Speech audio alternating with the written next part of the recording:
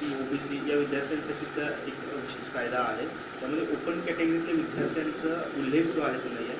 त्यामुळे कुठेतरी ओपन कॅटेगरीतल्या विद्यार्थ्यांवर कुठे अन्याय होतो का अशी एक भावना समोर येते. नक्की काय हा सगळा प्रकार आहे, काय नक्की कायद्यासंदर्भात आपण मुख्यतः जेव्हा कोणावर तरी अन्याय होतो तेव्हा त्या अन्यायाबद्दलची किंवा त्या अन्यायाविरोधात दाद मागण्याचा हक्क प्रत्येकाला असला पाहिजे.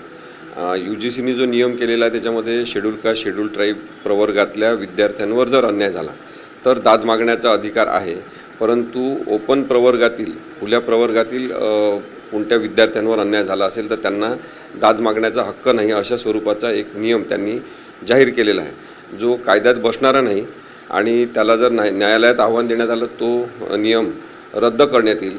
कारण की दाद मागण्याचा हक्क हा सर्वाधिक महत्त्वाचा हक्क आहे असं डॉक्टर बाबासाहेब आंबेडकरांनी संविधान निर्मिती करताना सांगितलेलं आहे की तुम्ही सगळे हक्क दिले पण दाद मागण्याचाच हक्क दिला नाही तर मग त्या हक्कांचा काही अर्थ राहत नाही. त्यामुळे UGCने जो नियम तयार केलेला आहे ती निरर्थकता तयार करणारा नियम आहे आणि तो चुकीचा असल्यामुळे बेकायदेशीर ठरवण्यात येईल. त्यापेक्षा UGCनेच तो निर्णय मागे घ्यावा असं मला वाटतं.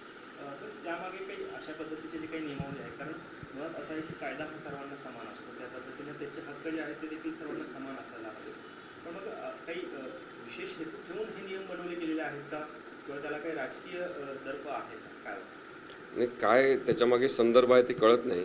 परंतु नियम करणारे कोण आहेत, त्यांना कायद्याची किती माहिती आहे, कशासाठी अशा पद्धतीने भेदभाव निर्माण करण्यात आलेला आहे हे माहिती नाही आपल्याला.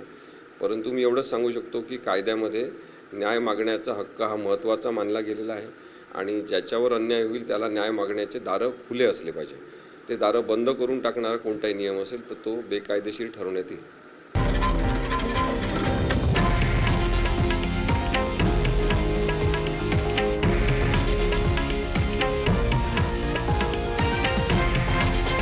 हे आहे देशातील नंबर 1 न्यूज नेटवर्क आणि आपण पाहत आहात TV9 मराठी, एकमेव.